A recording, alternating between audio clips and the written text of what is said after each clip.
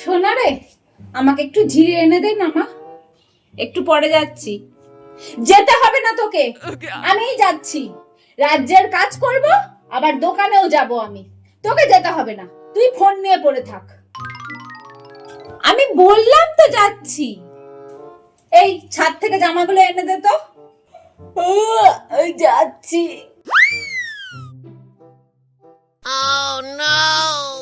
আরে আমি যাচ্ছিলাম তো।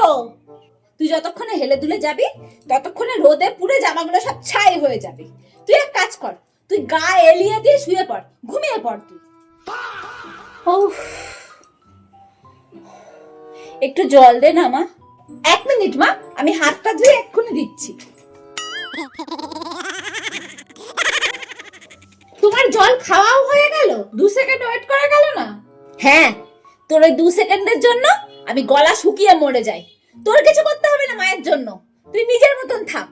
উফ, আবার শুরু হলো এক কীর্তন। ওই কি গো, জানো আজকে কি হয়েছে? আমাদের ওই কাজের দিদিটা।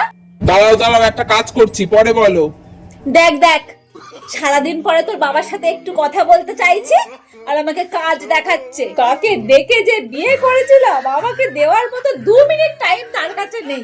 উফ, কি মুশকিল। আচ্ছা বলো। না থাক, তোমাকে আর আমার কোনো কথা শুনতে হবে না।